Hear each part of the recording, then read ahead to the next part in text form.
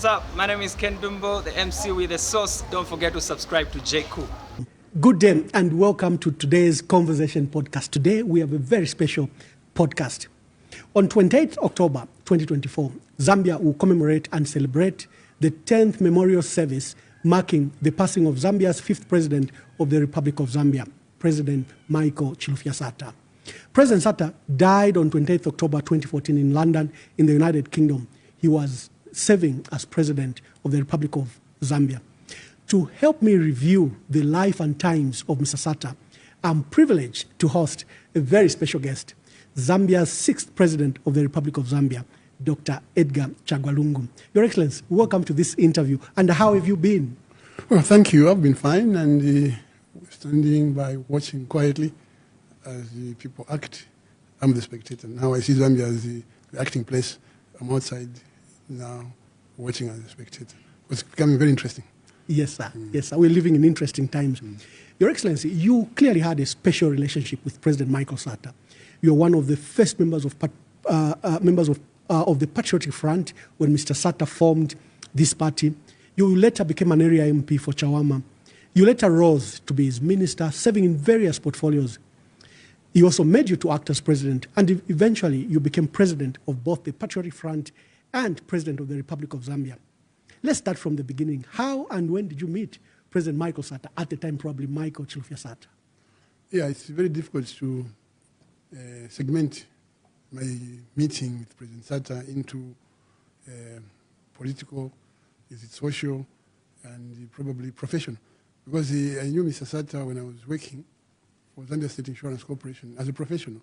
I was a legal officer there under Wilson Mwale, BSK Chiti, and others. And there we knew each other as a legal officer who was assigned to work with him on the Avonde Housing Project. Because as you may be aware, the Avonde Housing Project was a joint venture at one time between Zambia State Insurance and Mr. Sata's consultancy with his friend, Mr. Memigas. They started George Memigas. George Memigas, yes. They started that project. So I knew him from that angle. But earlier on, of course, I knew him in other social spheres and so on.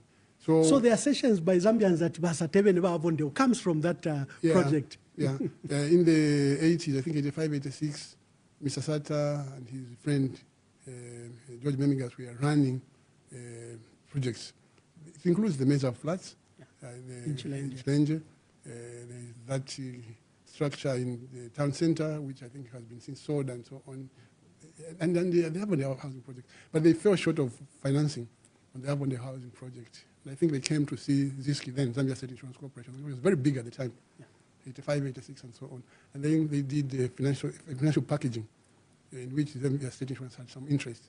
So they were selling as Zambia State Insurance and the Avonde Housing Project. When there were legal issues, of course, involving court cases, I would go in and so on and handle. And then at that point, my instructing client was Mr. Sata. So we became very close. But of course, I knew him from other activities socially. And he was a very interesting and charming man at the time. I was young. We used to call him Bamike. We just knew him as Bamike, yes. Flashbackling and all. Full of life. Yeah. Yes. Later in life? Well, later in life, when the process of getting into multipartyism took hold and eventually became multi-party, 1991. And he moved from UNIP as MP for Kawata and became member of parliament, member of the MMD. I was interested in politics. At that time, I was also working. I was working for what was I working for? I was working for the CCM at the time. So we were interested in the political and economic development of the country. And then I knew of friends. One of them, like I said, there was Donald Chanda, who served Dr. Chilufya.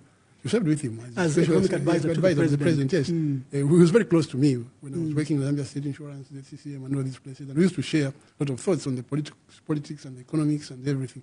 So when that came, and the MMD was in power, in 1996 there was the first election, multi-party election after 1991. Yes. And that election I was staying in Chawama, and that is where I think I crossed the Rubicon and became a politician. In 1996? Yes, because at that time, that's when I stood as an independent. And that parliamentary candidate? Yes, for Chawama. Oh, and that's the time when Dini Mungomba formed his party, I Yes, recall very Zadeko. well. Zadeko, I remember very well. Christian Tembo was already a member of parliament for Chawama. And the cry of the people of Chawama at the time was, we want somebody who lives here to be our MP, not somebody coming from Makeni. That was the only sore point. And they excited me, agitated me. To some people, incited me to join the fray. Yes. And to vie for adoption as MMD. But of course, Mr. Sata was in charge, and a few other people. They said, no, you cannot supplant Christian Tembo as a senior member of the party. Yes. And the best you can do is go in as mayor. And I refused. I said, no, it's the people of Chawama who want me to save Chawama, not Lusaka as mayor or anything, and so on. He said, go in as councillor, then we'll make sure that we elect you as mayor. I said, no, people want me MP in Chawama. Yes. So I broke ranks. I stood for independent in the elections as an independent candidate. How did you fare? I fared very well. Oh, okay, very well. okay. We had a good time with MMD, and of course, we were the only force they could contend with. And the records are there at the Electoral Commission of Zambia. Those who don't know, those who doubt can go and check. Yeah. And I begrudgingly got recognition, of course, from Dr. Guy Scott in one of his books when he talked about me in Chawama and so on. And many people got to know about me then. Yeah. But fast forward, when Mr. Sata himself now formed his party, in 2001. 2001. Of course, he knew who was who in the political zoo. And he settled for me in Chawama. He handpicked me, literally called me. Those days, the mobile phones had just come. So he called me. How he got my number, I'll let you know later. But he got my number. And he called me. He said, Baloya. Said, Epo Mchidi. That was him. I said, Nisha Tahawi. Mwise ku farmer's house and so on. Yeah. So that's how I joined him. There were very few people around him then. Of course, people claim to have been pioneers. People claim to have invested in the foundation of PF. I know that people like Mumbi, Ambassador Mumbi, was the one who was in Mozambique. He was in UK. Then Paul Lumbi yes, was there. I also know a few people who backed the movement in terms of resources, who may not be comfortable in terms of the nation. Yes. But that's how it was started. And when we were going there, I remember one neighbor saying, but that me vote. That was 2001. Yeah. He says, "That me vote." No, I'm so, yeah, because you had the history, there was a by-election there, which was quite controversial at the time when it was MMD. So the story was that I was good political material for Chawama, but I was on the wrong ticket. I joined the man we were not comfortable with. So we lost in 2001. And of course, prior to that, there was the by-elections, which were caused by the Christian Tembos, the General Meanders, and others. When they were breaking I also participated. Yes, I also participated in that by-election. Yes, in 2000. Yeah, in 2000. 2000, yes. I participated in Kabwata, Chawama. Yes. Yeah. I participated in that one actively. You also stood as an independent? No, I didn't stand as an independent, but I put my weight behind George Samkonga. Geoffrey Samkonga. Because by that time I had crossed to... I had crossed to UPND. Yeah, you crossed to UPND. In fact, the guy who got me to join UPND was Sabela Scott. Oh, okay. Sabela Scott, my dear friend, is the one who engineered me to join UPND because he was the vice president. And we were working together in the League of Fraternity. We were housed in the same building. The match talked about that building near the DMMU. What do you call it? Yes, at the Addis Ababa roundabout. That's where we were housed. So but of course, Sakwiba also helped me in 1996 campaigning in Chawama. Okay. So I introduced him to the hustle and bustle of political life. Yeah. So when he joined the Amazoka, he invited me, and I joined the Amazoka. But in 2001, I left. 2000, I left the UPND because they couldn't adopt me. Yeah. They opted to adopt a Lozi-speaking gentleman. That was my perception. Yeah. And I said, but this party is not for us. I felt left out. But people were also angry because they said, look, you have a track record in Chawama. In Chawama, yes. You did very well in 1996. And we expected them to feature you in UPND. As their parliamentary candidate. And you would have easily won it. A sort of frustration. And I'm saying so, convinced that it was frustration. I left UPND. And at that point, Mr. Sata also was courting members and so on. So in 2000, I did not participate in the election. But I campaigned and made sure that Samkonga won. And Samkonga carried all the support. Your supporters. Yeah, that's what happened. So now the following year, we had this election, and I was with Mr. Sata. But on a very, very united note and on a very pleasant family note, the man I stood with who supplanted me in the elections of 2000 in Chawama was Mr. Fred Milinga, the owner of Little Woods Primary School. Yes, he was our chairman in UPND. At the time, yes. I was just an ordinary member. But surprisingly, I was saying this man has been favored because he's from the Western Province. Because the perception was that UPND was primarily a Tonga party supported by the people from the West. Come to think of it, what I'm trying to say is that this Fred Milinga eventually joined us in PF. And I don't know whether I still remember, but he joined us. But what is of interest to me is that Mr. Fred Milinga's daughter is my daughter-in-law. What a small world. Yeah.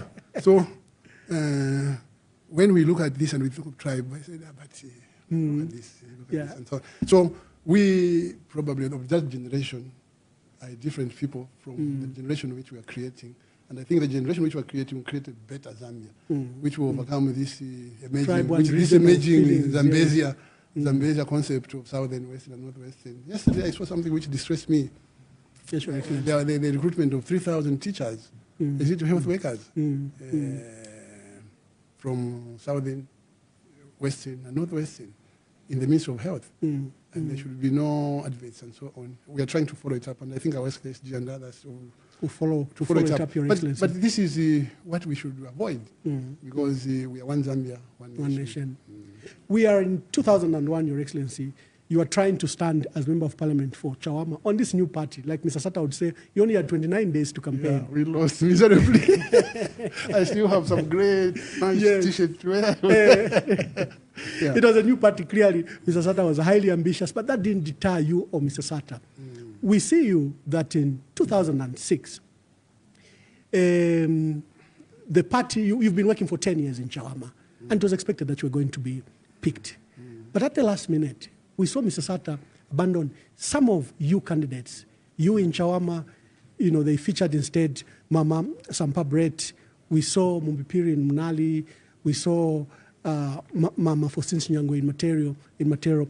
Did that decision frustrate you? How did you feel that after 10 years working, not only for Chawama, but then about 5 years for PF in Chawama, that Mr. Sata appeared to have overlooked you here? It wasn't being overlooked, as some people would like to believe, because I volunteered the seat to the Reverend Sampa Brett. What happened was that they clustered in Matero, if this is not documented. But in Matero, there was the other lady, Nyangwe. Yes. They both wanted Matero.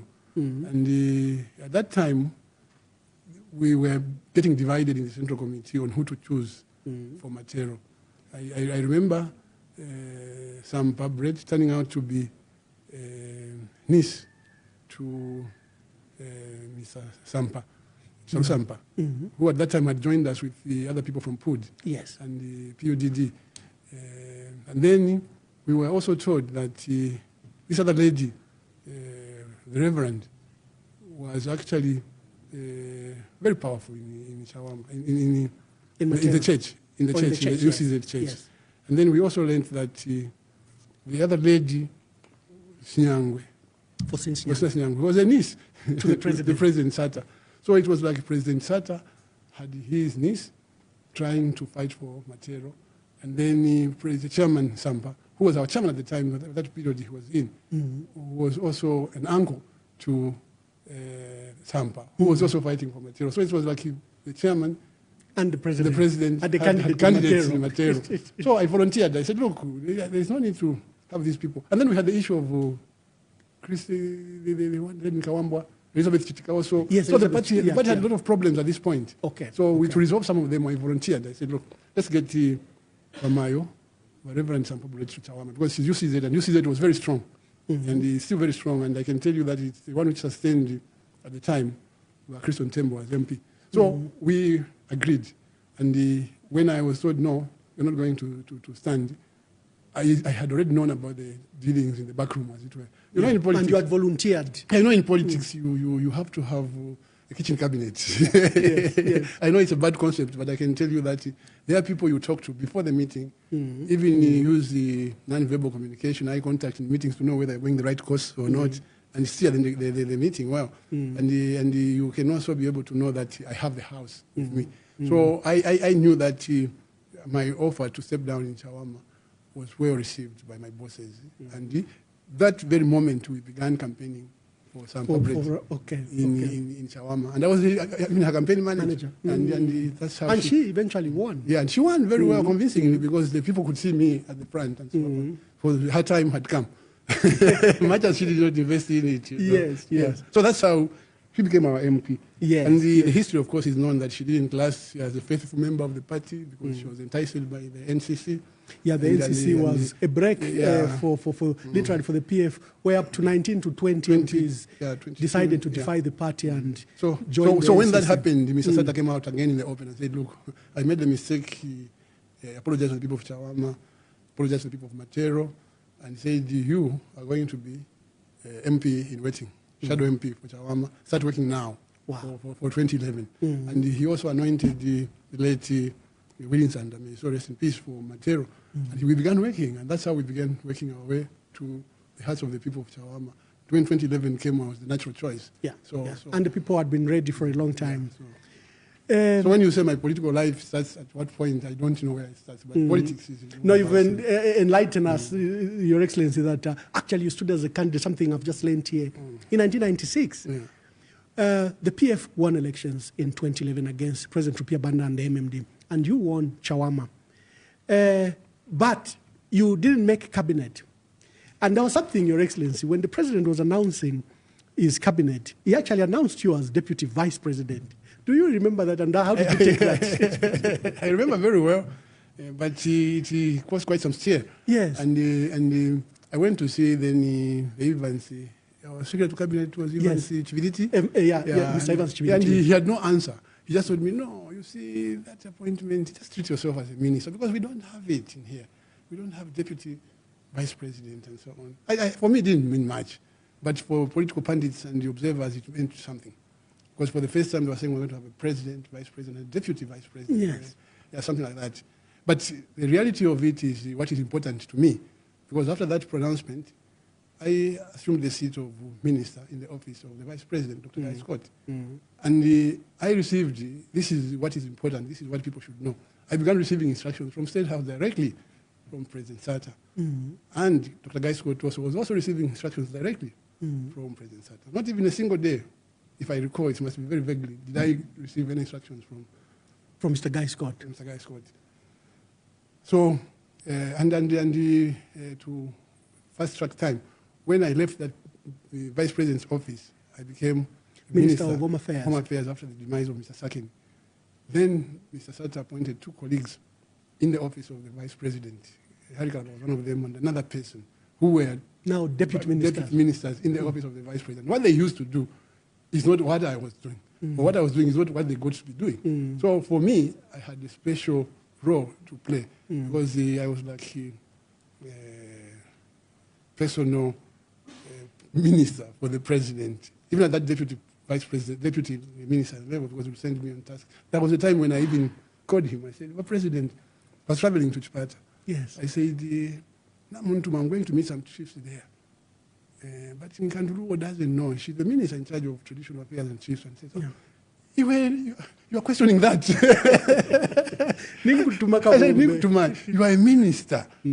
I have given you responsibility. And that minister, Nkanduru, is minister. She's in charge of the portfolio. But I can, from time to time, assign people to do what I want to do. So, my politics, so then I realized that the president has a special purpose for me. Yeah. And I just went and... So I was just there. But see, the goodness is I never abused this trust, this confidence, this belief in me by the president to claim that, well, I'll be the president or I'm special or anything. And that is a lesson to those who want to be, or the wannabes. Yeah. Just play your role and people will see whether... But I can tell you another aspect of my growth in politics is when I was not named as a full cabinet minister. Some colleagues senior colleagues in the party and outside, including the clergymen, came and said, you worked very hard for this party. You're one of us, a member of the Central Committee, a senior member for that matter. But why are you not in cabinet? Yeah. Can we secure a date? We talk to Mr. Sata so that he gives you a cabinet portfolio. And so on. I said, no, I think I'm comfortable with what I have. And when I became minister after the demise of Mr. Sakin, they were there saying, you see, we told you, patience pays. The same people, the same people, So I just laughed. I said, yeah, this is it. Success has many fathers. Yeah. Failure is an orphan, and people want to be glorified even for things they don't deserve. Yeah. So I have learned my lessons along the way, and come to think of it, it's been a journey, and here I am. Yes, Your Excellency. In fact, by 2014, there were factions in the party, one by Honorable GBM and yourself on the other one by Honorable Winter Kavimba. People didn't see you, rising as president, but when Mr. Sata died, you were acting president at the time. And it eventually led that you were going to be adopted as party president. But let's just talk briefly on the issue of when Mr. Sata died. Where were you? When Mr. Sata died, I was at home. I had just been recalled on a trip to come and take over as acting president. But our friends who were in London with him, of course, were giving us bulletins and reports. And for me, I was at home when news broke. I didn't believe it. I was crushed. The reason why I was crushed is that in my perception of things, I was saying that 2016, Mr. Sata would still be around, and he would escort him back to his second term. 2021, Mr. Sata would have retired as president. At that point, I would have also gone back to my private life. That was me. But we were shattered. We closed our doors. We cried, my family and everyone. Because we were so loyal. You hoped he would recover during that All the time. illness. All the time, I hoped he would recover. And the worst part is that there was so much secrecy about his illness. And it's a family thing anyway. You cannot insist that I want to know. And even as a family, even when I am president or when I was president, I think the family would determine who gets close, who knows what, and so on. And so when he died, we were all hoping that he wouldn't, but he passed on. And now drama started, of course. And so It was clear, because at the time, Your Excellency, you were Secretary General of the party. You were Minister of Defense. You were Minister of Justice. You were acting president. Naturally, the Patriotic Front members felt Mr. Sata, although he had not expressly appointed you as his successor, by these actions, like they say, communications is 10% verbal, 90% non-verbal. By these actions, it appeared that he had anointed you as a successor. Did you feel that he was preparing you as a successor? Well, I didn't think or believe that he was anointing me or preparing me, but I felt that he was just teaching me things about life, and also to appreciate that you can only be what you want to be if God allows it. Because the only time, for example, that I went to State House myself, to Nkwazi, was upon his death. I never, ever went into his residence because my relationship with him was strictly that of master and servant. And I only met him in his office. But you'll be surprised that a lot of my colleagues were going to the residence and meeting him over snacks and so on and chat. And the reason why I'm saying so is that Madame Kaseva and me grew up in the same township, went to the same primary school. Oh. Yeah, she was a grade ahead of me. Okay. But I never took that to make her so familiar and so on. Yes. That was me. So I would have taken advantage of that to draw myself very near to the president. But I didn't want to do that. And she was even admonishing me the other time. She says, next time the man tells you don't stand, ignore him. Just, you should stand in shawarma. I said, no, Mama. So that was me. But when now everything crumbled, he passed on, and I could see there was this struggle and so on. I said, can I take my position? What is my position? And my position was to go with what God had ordained for me, to go with what the masses wanted. And I could hear that my name was coming, so we prayed over it. I said, am I ready for this? And lo and behold, it came to pass. Because people came to pray for me. People came to finance me. from without and from within. I said, no, look, we are going. So money is not a problem. When people love you, they will organize resources. They will do everything they can for you. When people believe in you, they will follow you. That is a lesson I learned. I was encouraged. And of course, the journey to the elections in Mlungushi and the developments which came through and all those people who wanted to stand and everything, I think is documented. But the truth of the matter is that when people recognize and accept you as a leader because you are leading with them, not pulling them along, but you are leading with them. What I'm saying is that you don't impose yourself on people. Lower yourself when people say, sit down here because this is where you belong.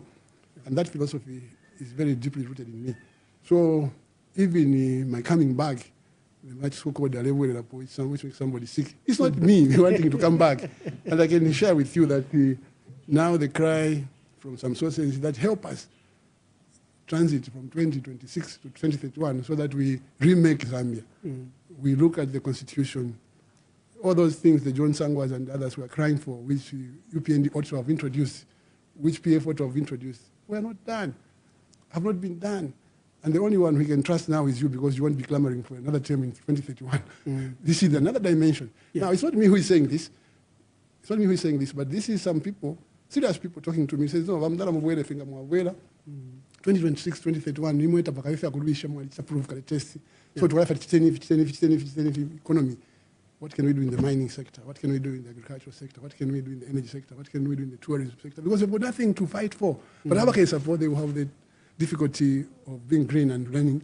They will have the difficulty of trying to assert themselves. So in case my wangu toilet parliament. So I'm that here. So it's not me who put myself here in this situation. So Your Excellency, I can confess that even in 2014, 2015, you were like a reluctant candidate. Many people remember that when there was that tussle about who should be acting president, you easily gave it up. Of course, I gave it up twice. Yeah. You see, I was reading something about the accidental president. And then this guy comes and tells me, this time we want you to be the incidental president. I said, but who am I? If I'm a vehicle, purpose for that purpose by God and the people of Zambia, I'll be. But if it's not meant to be, it won't be. So I don't know. I'm not like he's saying I want to be president by all means because I want to feel what it feels. I felt it. And I'm not saying I want to be president because I can do better, I'm the best. No. And in fact, I'm giving options. I'm saying, if you want president, please consult me. I'll help you. This gentleman who is in there now, I won't refer to him because you accuse me of insulting him. I would have helped him if he cared to just ask me on a few things and so on. And I said, how would we do this? Locally and internationally. So I'm still useful. And I could still be useful in the presidency or outside the presidency. Your Excellency, when the PF, I think, served for 10 years, there's Mr. Sata for 3 years and yourself for 7 years. But before this, Your Excellency, in 2015 when you went to campaigns, I think you made some dramatic statements that you have no vision. Yes. But no vision of your own. Yes, I had no vision of my own. Why was it important to respect first the programs of Mr. Sata and to honor Mr. Sata's programs? Because any new president would have gotten excited to begin his new program. You see, with due respect to the history of the nation, when power shifted from UNIP to MMD, there was a vision which was transitional from Dr. Kaunda to MMD. Where this vision was respected and given space and supported, we saw fruit. Where this vision was impaired or curtailed, there was chaos. And the same goes for when MMD lost power to PF. I think there was a vision. And when I talk about vision, I include projects, I include the programs, and I include a lot of things. So when I took over, I was not from outside, I was from within PF. And we had a party program, we had a state program on development, manifesto, policy, and the projects.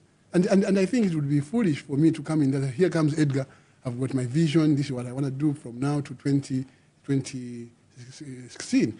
It would be like somebody who doesn't know what it takes to provide continuity. The continuity we had required that I subject myself to the vision of the party, the vision which Mr. Sata carried. And even now, it's the vision of Mr. Sata which we carry, which appeals to the Zambian people.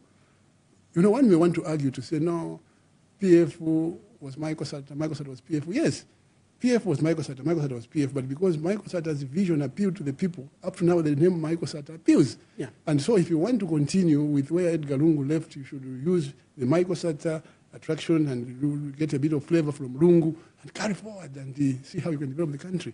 You cannot just come and say, look, I'm Ambassador Mwamba. I have come to change your lives. That's why we are here. Somebody came to change our lives 3 years ago, and look at where we are. Left us in a bigger mess. Yeah, we are in a bigger mess, and in 6 years of independence, we have lost 57 years. So, you know, so I think that we did very well in terms of infrastructure, because I carried on with the vision of Mr. Sata, which was the vision of the party, which vision appealed to the larger majority of the Zambian people. And I think that we had a manifesto which we formulated for ourselves for 2021, going into the future. So as we go, that manifesto should be reactivated. And if these guys who are there meant well, they would have said, let's look at your manifesto. You know, so I think that it's a shame that Zambians don't think learning from one another is good practice. Zambians want a guy who knows it all, but here we are. Already we are regretting, we are saying, no, it was a mistake. We shouldn't have gone for a Mr. Know-it-all. We should have gone for a team player. No, clearly you left a good legacy of 10 years. First, the infrastructure development you've talked about. You built roads, bridges, health centers, clinics, hospitals, schools, colleges, universities, airports, dams, power stations. The vision of Mr. Sata. You've left out toilets. I also did toilets. You also did some toilets. Yes.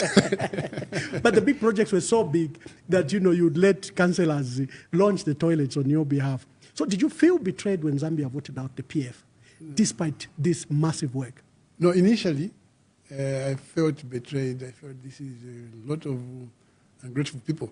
But when I settled down, I realized that these things have also got the hand of God in them. Yeah.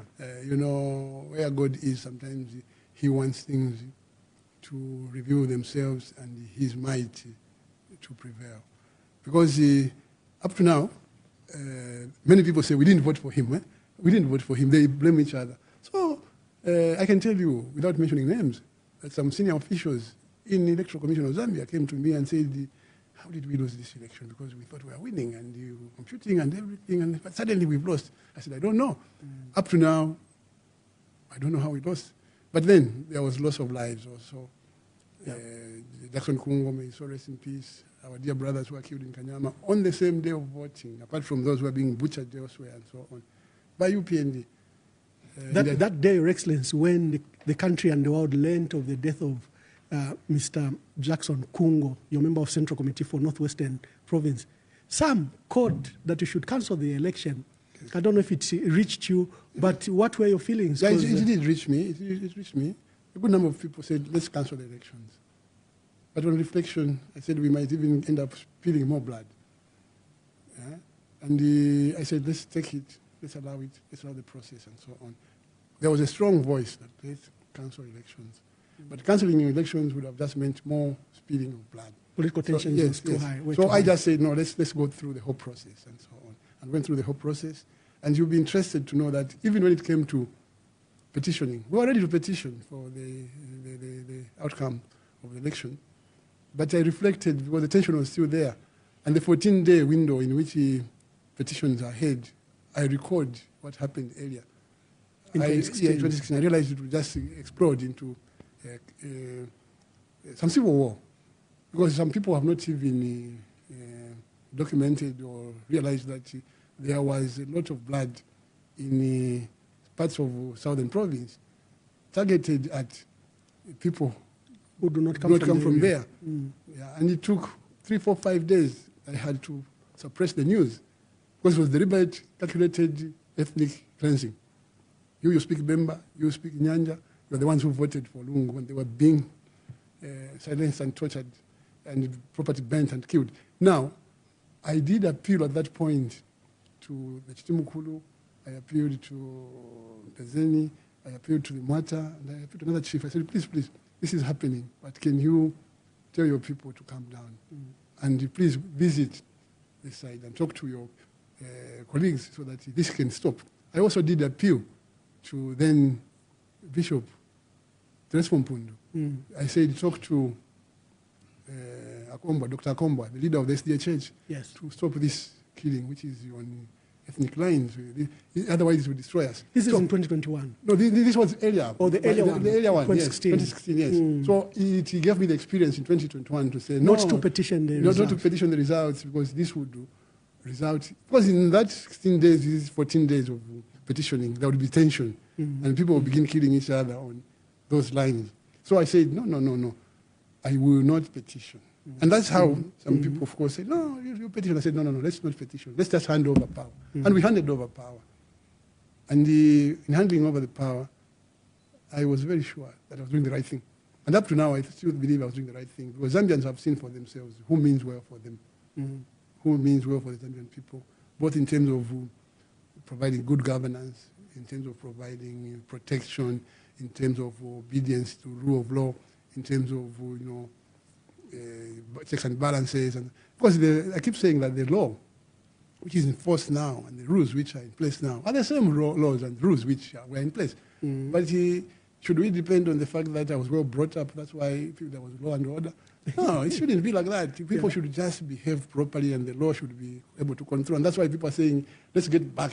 You get into State House so that we tighten the screws so that this doesn't happen again, where judges are kicked out of employment like domestic workers and so on. So people are clamoring for my return for obviously what we may call selfish reason, in the sense that they want to correct certain mistakes which they can't correct if we get a novice in there again. You've said something fundamental about the dismissal of the judges, Your Excellency.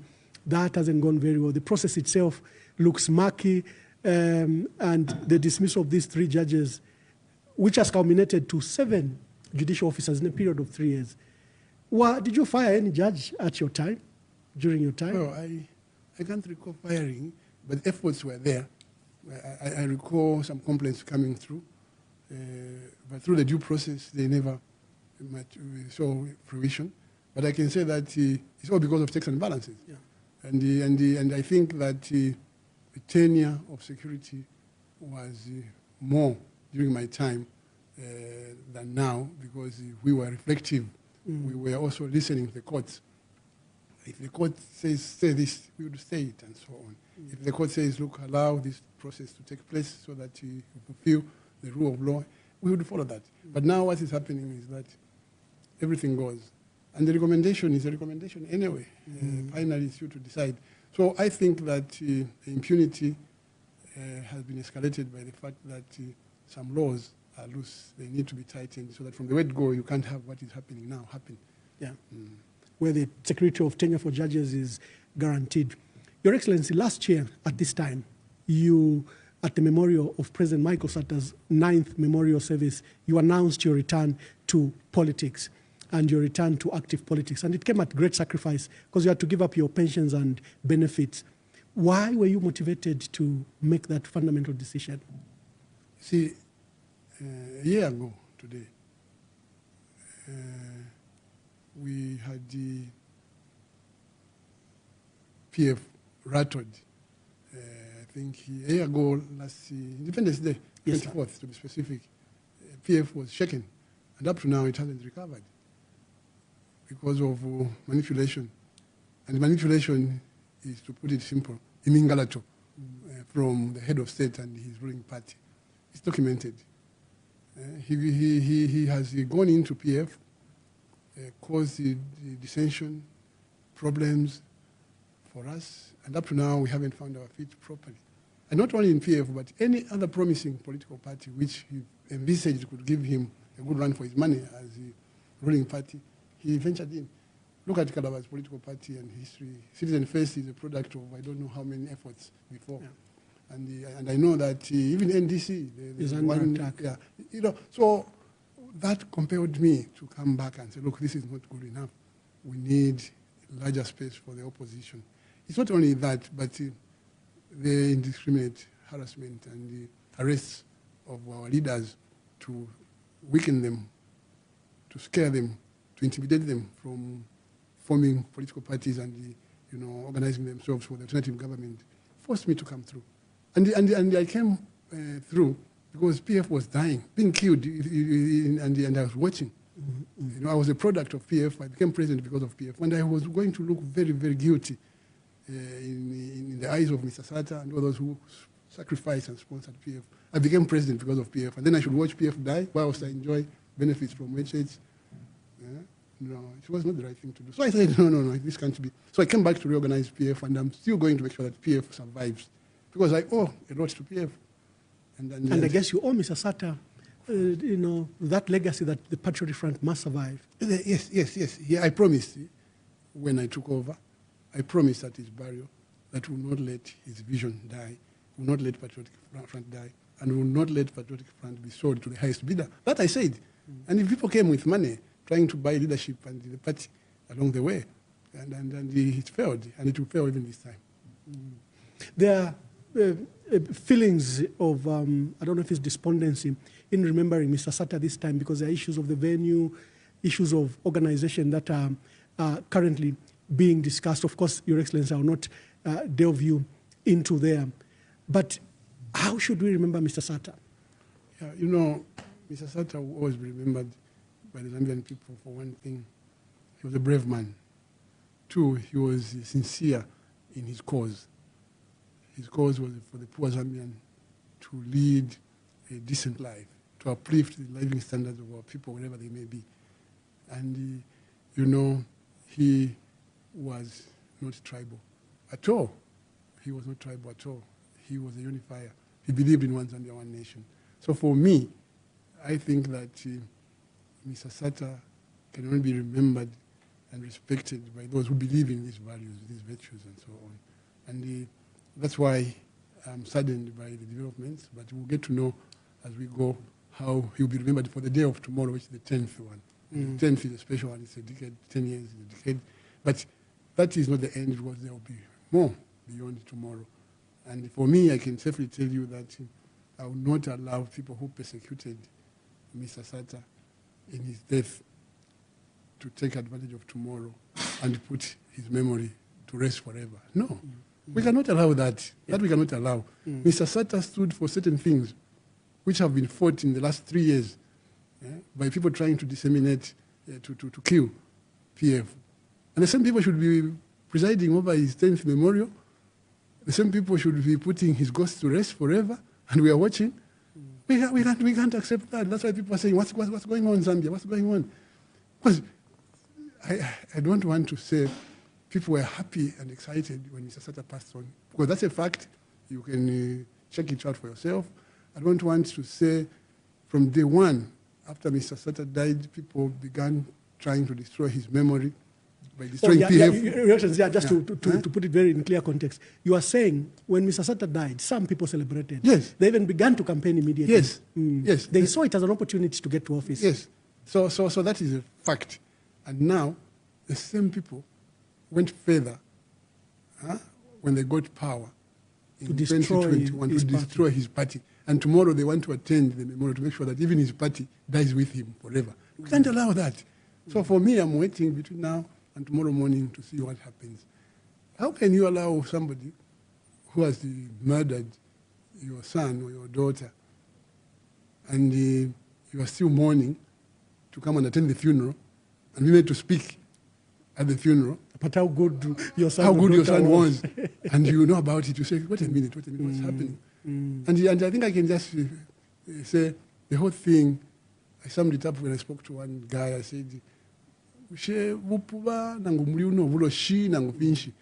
how can you, Ambassador, a Catholic, be remembered in a Jehovah's Witness hall in the 10th anniversary? Or how do you get to be dishonored? How do you get remembered in a SDA church when everyone knows that you're Catholic and so on?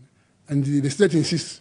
And the worst part is that I have learned that the Secretary to Cabinet is Catholic. Yes, he is. And so he's the deputy, Oliver Karabo.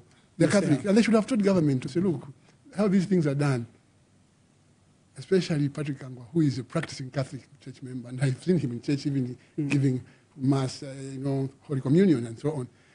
He should have said, wait a minute, we want to participate in this program. That's good. So let us engage the church to which the late President Sata belonged, and then we participate in there. Any insistence that we hold it in a mosque or in any other church building could have been frowned upon. To say, no, sir, Mr. President, we can't do that. Because Now I'm getting feedback, say, I don't know much about these things. Someone says, no, there's satanism and so on. So, but the truth of the matter is that and I probably it's a handle office of the president. In decency, sir. In the name of decency, let's not do it this way. Let's do it this way. What I thought they would do is to go to the Catholic Church where the man is.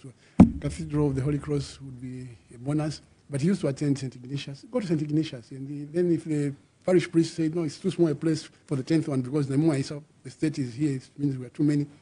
Let's seek the Vicar General or the Archbishop to assist us with the bigger space, which is the Cathedral of the Holy Child Jesus. Yes, that's how you go about these things. That's decency.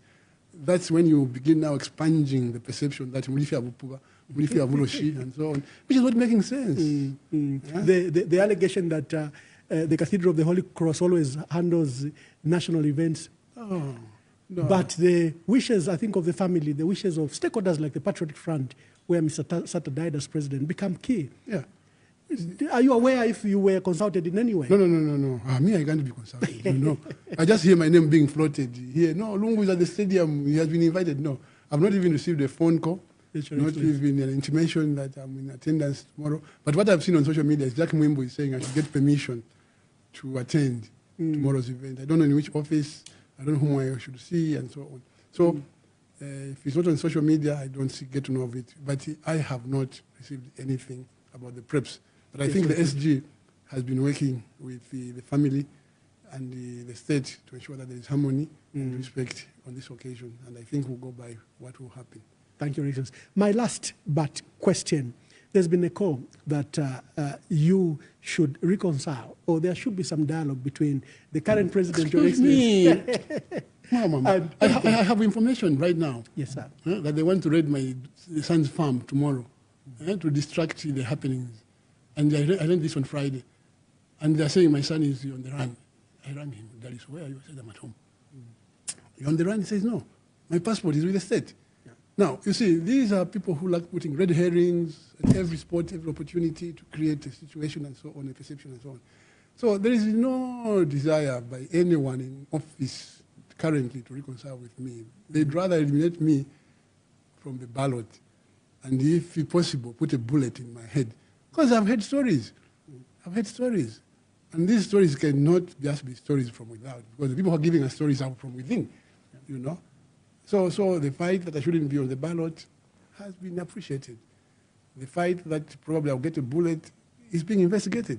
But all the same, I can say God Almighty knows what I deserve for being a Zambian who wants to serve. I was in retirement alone there. They came and woke me up, harassed me to a point where I had to stand up and defend myself. I'm still defending myself. And I have to defend my family. Yes, I'm not saying that I should not defend my family and it's wrong for me to defend them. I'm defending my family, but my biggest family, the family of the Zambian people who are suffering, whom we promised a lot of things which we haven't done, and whom we persecute for insisting that, please, give us what you promised us. Where's the 50 kwacha bag of meal? In Mansa, what is happening, you saw. You have seen that there is a serious shortage of fuel. And if that continues, where are we headed to? And what I'm seeing, for example, in Mansa, what I saw in Mansa elsewhere, should have been chaos. But luckily, Zambians are very humble people, law-abiding and so on. But for how long? For how long? So for me, I learned also yesterday that they want to arrest me for saying liars are being exposed. Yeah, but you see, how do you reconcile like that? And you know, they've not fostered an environment for dialogue or reconciliation. No. Meanwhile, you're busy killing PF, which is my political party. You're busy appointing vice presidents and presidents and so on. What they're doing is what was frowned upon. I went to Kafue. Thomas, is it Njovu?